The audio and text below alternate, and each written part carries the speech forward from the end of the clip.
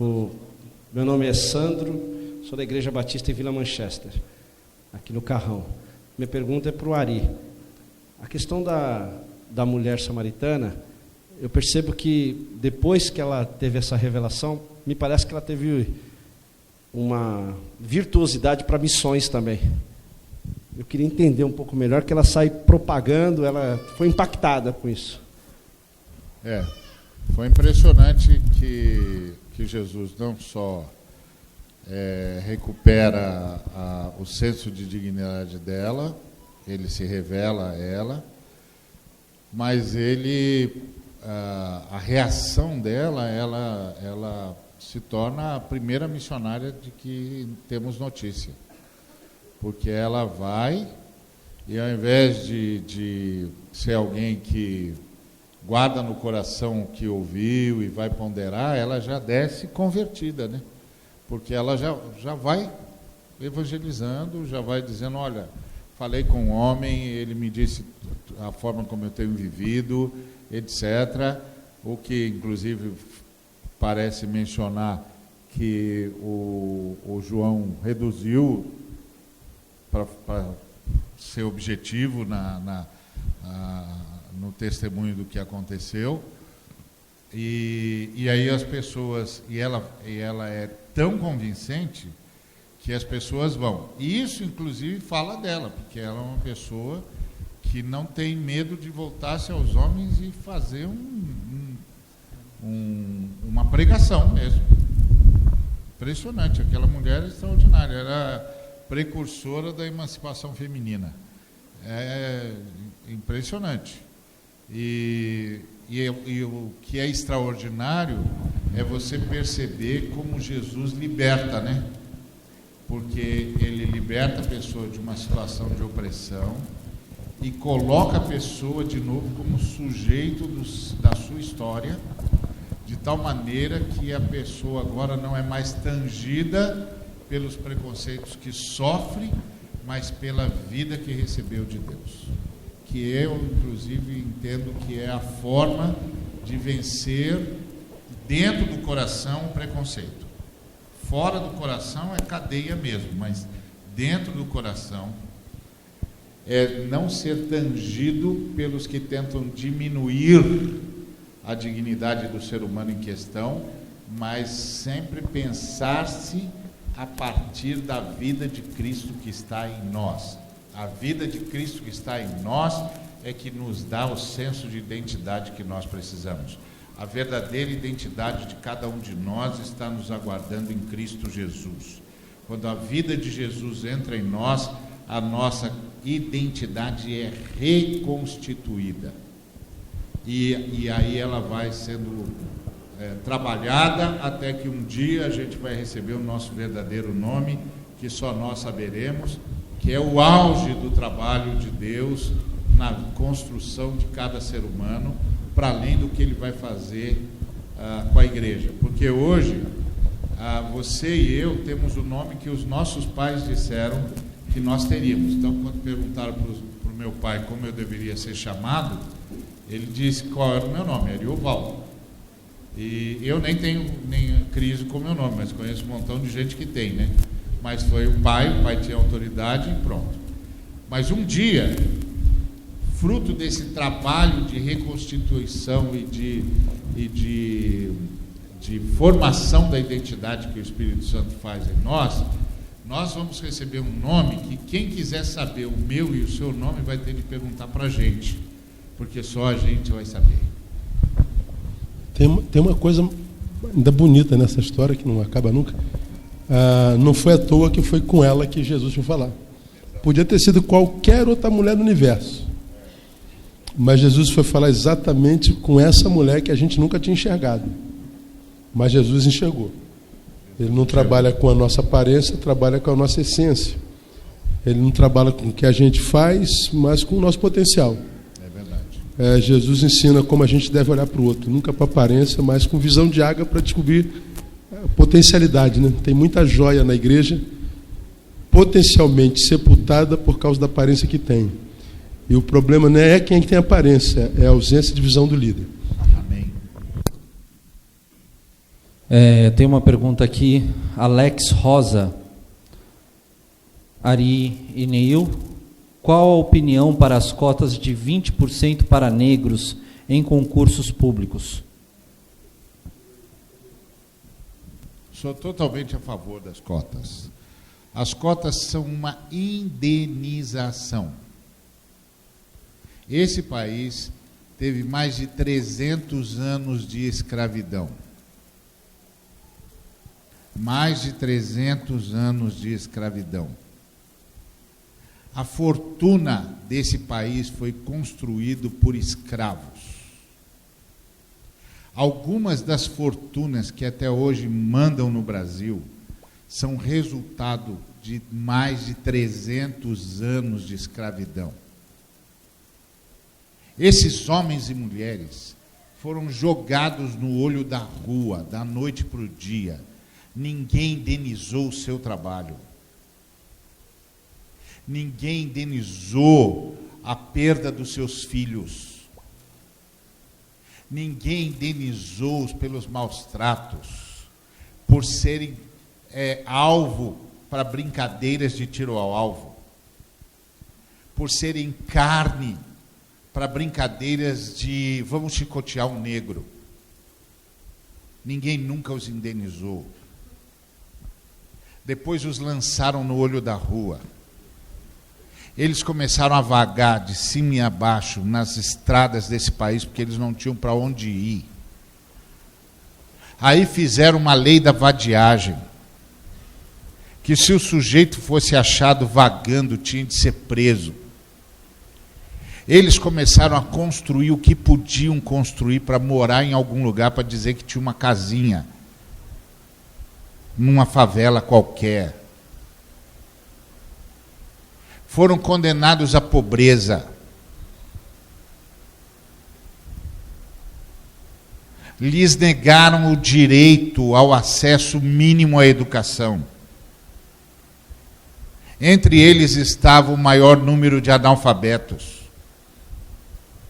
o maior número de assassinados, o maior número de mulheres violentadas. As mulheres negras eram tidas como prostitutas, como peça de diversão. Quem paga isso?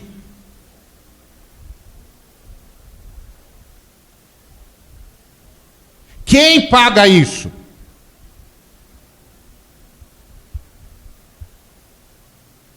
Quem faz justiça?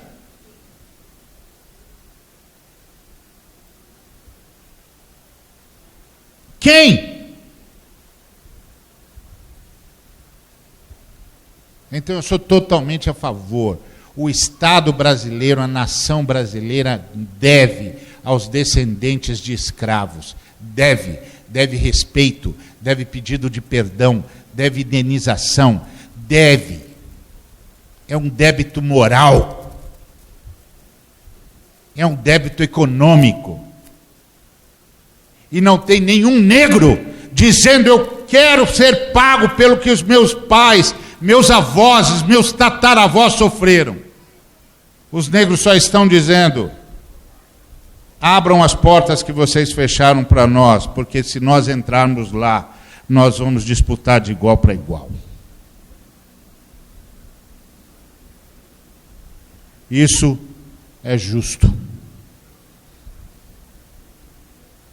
Isso é justo.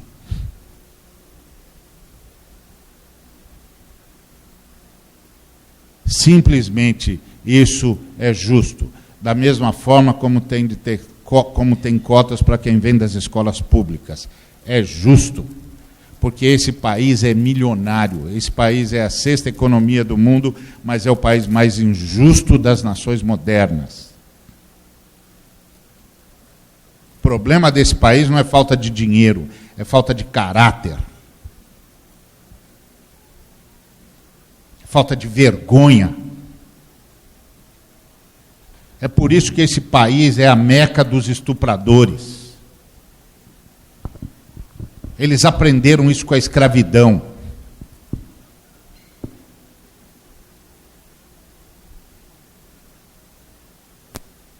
Esse é o problema. É justo. Acessibilidade em todos os níveis. É justo. Indenização. Reconhecimento de mais de 3 séculos de injustiça. E sem contar o fato de que você vai para as estatísticas policiais e ponto. O cara para você porque você é negro. Já fui parado porque sou negro. O colega estava descendo de automóvel, eu e ele, 2 pastores. Descendo, passamos por uma blitz, o camarada deixou a gente passar, o cara com um carro ótimo, aí o cara meteu o farol. Quando meteu o farol, me achou. Quando me achou, disse, encosta. Descemos os 2. O camarada veio para cima de mim e o outro disse, pastor, espera um pouquinho que eu falo com ele. Aí o policial disse, pastor? Eu olhei para ele e disse, pastor, meu amigo, você já conhece Jesus? Oh, desculpa, pastor. Pelo amor de Deus. Pelo amor de Deus. Pelo amor de Deus.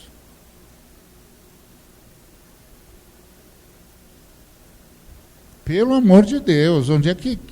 Não dá para construir nação desse jeito, não.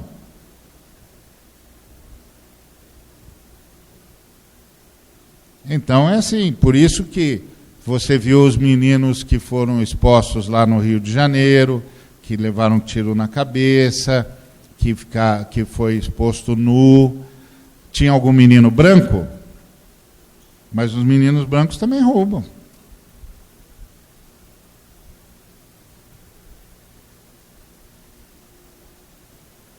Os meninos brancos também fumam crack. Os meninos brancos também fazem avião.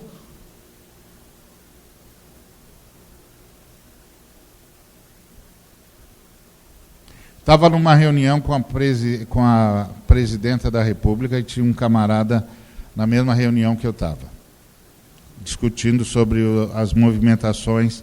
A gente estava lá ouvindo o governo sobre as manifestações. Eu estava lá em nome da Visão Mundial para falar sobre mobilidade urbana para crianças em idade escolar, porque a gente trabalha com uma rede de proteção da criança e tem um programa de peruas escolares, de vans escolares para crianças no ensino básico, né? Que é os primeiros anos, é básico, Inês, que chama? Básico.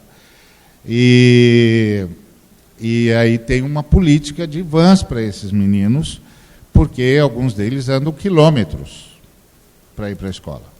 Mas o sistema não estava funcionando direito, então como o governo chamou para conversar sobre vários temas, e um tema era mobilidade escolar, eu estava lá representando a Visão Mundial, porque a Visão Mundial é que capitaneia esse movimento aí de vans escolares. Aí tinha um camarada do Rio de Janeiro, de um movimento cultural, e ele disse o seguinte, quando começaram a falar sobre as manifestações de rua, ele disse assim, eu fui na manifestação dos 100 mil, isso aí é uma manifestação da classe média, só tinha branco lá, não tinha negro. Os pretos não foram, ele falou. Aí ele disse, eu fui numa comunidade carente e disse para os pretos e para os pobres não irem. Eles estavam se preparando para ir para a manifestação e eu disse para eles, não vão. Aí eles disseram para mim, por que a gente não deve ir? Ele disse, porque os brancos, os policiais vão atirar com balas de borracha, mas vocês eles vão matar.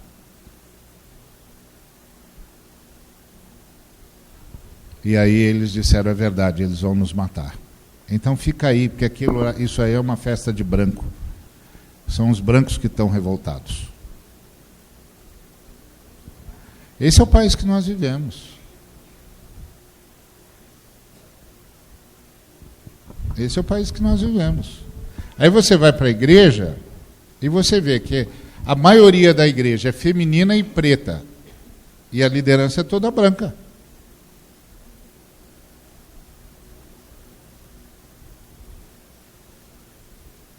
Por quê? Uma vez eu fui entrevistado por um jornalista do Washington Post. Quando ele terminou de me entrevistar, ele virou para mim, ele não conhecia o Neil, certamente, mas ele virou para mim e disse: você é o primeiro líder negro da sua igreja que eu consigo entrevistar. Aliás, você é o único líder da sua igreja que é negro de todos que eu já entrevistei. Como você conseguiu isso? Eu falei: nem me pergunte, cara, porque eu não sei nem por onde começar a história para você. Quando eu descobri, eu já estava lá. Alguns amaram, outros odiaram, mas o Espírito Santo disse: não, é você mesmo, meu filho, vem cá, aqui, ó, seu lugar é aqui, fica aqui. Sou eu que estou pondo você aqui. Então, ninguém gosta de mexer com esse assunto, porque esse assunto é constrangedor. É constrangedor porque nós somos tudo hipócrita. É isso que está acontecendo com as mulheres.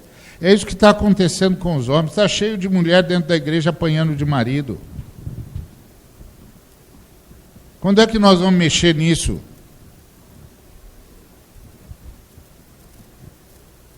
Quando é que nós vamos dizer para esses trogloditas que a Bíblia não aprova nada disso, que isso aí não é submissão da mulher, não?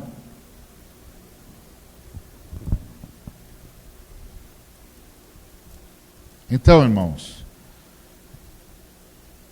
eu fui muito edificado com o que Deus deu ao Neil. Quando você não nega a si mesmo, você negou a Deus. E quando você negou a Deus, a única coisa que sobra é a barbárie.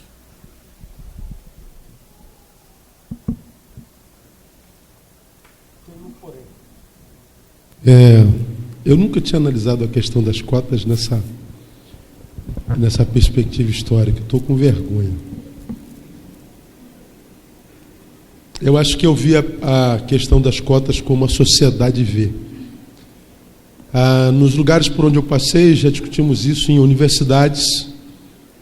Eu nunca ouvi esse prisma da dívida do Brasil com o negro. A visão quase que totalitária, quase, é que as cotas para o negro autentica a sua inferioridade. Depõe mais contra o negro do que a favor do negro. E como a gente luta por igualdade, a cota quase que joga contra a minoria. Mas é verdade, para a gente pensar na cota, a gente tem que ver lá o ensino básico, fundamental, nas escolas que de fato preparam alunos para entrar na universidade. Só os branquinhos que estão lá. Então, para mudar essa iniquidade histórica, alguma coisa como essa tem que ser feita. Difícil é ser cotista, porque o cotista é também discriminado dentro da universidade. Eu já tive alunos na minha igreja cotistas que desistiram da universidade, ou quiseram desistir da universidade, porque não aguentaram o bullying na universidade. Não desistiu porque a gente chegou junto. Nós não estamos aguentando. Por causa da visão que a sociedade tem de que você só entrou porque tiveram misericórdia de você, porque você é pobrezinho, você não tem capacidade de estar aqui entre a gente. Agora, alguma coisa tinha que ser feita para mudar essa iniquidade histórica de tantos anos que você falou. E a nossa esperança é que os cotistas valorizem isso e que eles próprios tenham essa visão. Eu nunca pensei dessa forma. A partir de hoje eu começo a reproduzir isso. Eu tenho estado em um monte de eventos universitários onde se fala sobre isso, minorias, e eu nunca tive isso. Me permita reproduzir isso com essa mesma veemência. Né? Porque a gente fica discutindo se tinha ou não tinha, uma vez me perguntaram: pastor, o senhor se sente o negro? Me perguntaram, não discuto na discussão sobre isso. Eu falei assim, ó, se a dona lá não tivesse assinado a lei, tu acha que eu estaria na fazenda ou no tronco? Onde é que você acha que eu estava? É lógico, não é que eu estaria lá no tronco. Então, diz respeito a mim sim. Agora, o que o cotista, embora ele esteja lá justamente como uma dívida brasileira, eu acho que fechou. O Ari passou a régua, fechou a conta e passou a régua. Há uma dívida, a sociedade brasileira tem que pagar essa dívida. Isso é só um centavo da dívida que ela paga. Agora, quem é cotista, não espere o reconhecimento dos demais a respeito desse assunto, porque não haverá. O Renato Saraiva, no Twitter, pergunta: a igreja é mais preconceituosa que o mundo?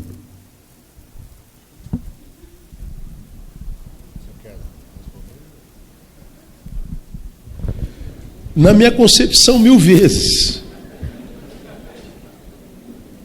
1000 vezes. Num dos eventos do Missão na Íntegra, no fórum, eu falei que o preconceito, que é produto de soberba, é um problema oftalmológico existencial. Por quê? Porque o soberbo, toda vez que olha para o outro, o vê menor do que a ele. E toda vez que ele olha para si, ele sempre se vê maior do que o outro. Então isso é um problema oftalmológico, que é produto da sua visão existencial. Ele é um doente. A única coisa que ele é, porque nada mais, ele é um não ser. Ele não se enxerga. Quem é? Não precisa provar mais nada para ninguém. Então, primeiro, ele não julga a liberdade do outro e nem espera reconhecimento a respeito da sua. Ele está livre de si mesmo e do próximo. Eu só posso amar alguém com equilíbrio e equidade se essa pessoa estiver livre, porque se não for livre de mim, eu não posso amar, porque eu estou usando. E esse amor que é produto da liberdade só pode ser vivenciado nas duas mãos e de vinda de alguém que não tem esse tipo de problema oftalmológico existencial. Qual o problema do cristão? O cristão, à luz do que eu mesmo ministrei, nem sempre é aquele que foi regenerado, mas é aquele que trocou de religião. Ele era escravo do pecado, a vida se tornou inviável, insuportável. Ele ouviu uma mensagem de que Deus o transforma, o abençoa, o restitui, Ele é o centro. Como se foi pregado na igreja, a Bíblia estava aberta, ele acreditou que era cristianismo, mas na verdade é humanismo disfarçado de cristianismo, porque foi Protágoras quem disse que o homem é o centro de todas as coisas e todas as coisas convergem nele. Então ele veio para um humanismo disfarçado de cristianismo, achou que Jesus resolveria todos os seus problemas, e eu comecei dizendo: você resolve o teu problema, depois você segue a Jesus, nega a si mesmo. Ele veio, pensou que nasceu de novo, na verdade ele mudou de religião, mas na verdade o que aconteceu com ele? Ele trocou de cadeia. Ele era escravo do pecado, agora é escravo da religião. Essa é pior por quê? Porque lá o cara sabe que é escravo, aqui ele pensa ser livre. Então a pior cadeia é da religião. Agora, como eu sou livre, pelo menos acho ser, eu vou julgando os que se dizem libertos, mas não são igual a mim. Por isso eu não suporto a imagem do irmão. O irmão, aí eu não uso tatuagem, ele usa. Eu não ando de moto, ele anda. Eu não bato palma, ele bate. A gente vai nessa competição idiota. Um querendo convencer o outro que o outro é errado. Quando alguém quer convencer alguém de qualquer outra coisa, é que esse alguém não está resolvido nem consigo mesmo. Ele é um infeliz. Pessoas felizes se realizam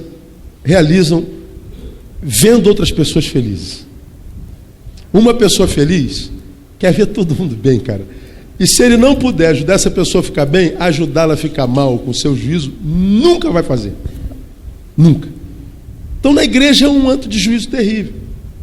Eu estou falando da igreja religião, né? Não aquela imaculada, redimida, aqueles 2 ou 3 no meio dessa multidão que estão reunidos em nome de Jesus. Essa não, essa igreja é santa, é una, é imaculada, ela é perfeita. Nós estamos falando disso que está aí institucionalizado. No mundo tem juízo? Tem, a nível de competição. Mas, por exemplo, a gente traz para a realidade eclesiológica nacional, quando um camarada comete um pecado, fruto de fraqueza temporária, foi um deslize, foi uma casca de banana que jogaram no chão, pô, ele pum, cara, que besteira que eu fiz ali, rapaz, onde é que eu estava com a cabeça? Esse cara, quando peca na igreja, ele fica desesperado, porque se descobrirem o pecado dele, pum, acabou a história dele na igreja. Aí o que ele faz? Ele mergulha na mentira. Ele começa a alimentar a mentira porque não teve espaço nem liberdade para dizer aos santos que pecou. Igreja tinha que ser um lugar onde o pecador que pecou falou assim: fique tranquilo que eu sei que eu estou no lugar da comunidade da graça, da comunidade da misericórdia, de gente que veio do pecado e que só está em pé pela graça, ou seja, não merece, é dom de Deus, de modo que, porque se enxerga como alguém que está debaixo da graça, só pode olhar o outro com misericórdia. Então eu pequei, mas Satanás não dê festa no céu não, porque eu estou voltando para a comunidade da graça e a comunidade vai me acolher, vai me perdoar, vai orar comigo e vai dizer: não muda nada, brother, siga em paz. Mas não é assim, né, cara? A gente, quando vê um cara pecando, a gente imprime um juízo iníquo, porque o juízo justo é: vamos julgar o pecador pelo conjunto da obra. Pega a história dele todinha e julgue. Esse cara tem 30 anos de equidade, de justiça, de santidade. Agora ele pecou, eu vou jogar ele fora? Não, está absolvido pelo histórico, que é um adendo à graça de Deus. Não precisa de adendo, mas a graça de Deus já basta. Mas se a graça de Deus não bastar para o juiz, que julgue pelo histórico desse cara, você está perdoado. Siga em paz, não mudou nada, meu filho. Mas não é assim na igreja, lamentavelmente. Eu gostaria muito que fosse. E outra, quando você cria uma comunidade assim de perdão, não de juízo, de amputação, de hipocrisia, mesmo você que criou essa comunidade, tu é julgado pelas comunidades vizinhas. Aí vão dizer que a tua igreja é Babilônia, é mundana, vão dizer que tu é o capeta. Mas por quê? Porque perdoou. Como é que pode um negócio desse? Então Deus tem misericórdia de nós. A igreja de Jesus é libertária. A religiosidade oca é escravizadora. Isso tem de ficar claro. Por isso nós tivemos tantos embates. Nós tivemos de fazer guerra contra cristãos para acabar com a escravidão. Nós, cristãos contra cristãos. Os cristãos da igreja libertária lutando contra os cristãos da religiosidade oca, dizendo para os cristãos da religiosidade oca: vocês não podem usar o nome de Jesus para praticar a escravidão, então nós vamos à guerra contra vocês. Nós fizemos a mesma coisa para acabar com o apartheid. Dizemos para os Boers que a religiosidade deles era oca, e aí o mundo cristão todo se mobilizou para dizer para os Boers, em nome de Cristo, que eles não podiam usar o nome de Cristo para manter o apartheid. Essa briga vai ser sempre assim, porque os cristãos genuínos são libertários. Então, a hora que eles verem religiosidade oca usando o nome de Jesus para prover a opressão, eles vão ser os libertários, os cristãos mesmo, vão ser os primeiros a dizer: olha, ou vocês param ou a gente para vocês. Essa é a nossa história nesses 2 séculos, 2.000 anos, desses 2 milênios. Essa é a nossa história, lutando pela liberdade, pela liberdade, pela liberdade, pela liberdade.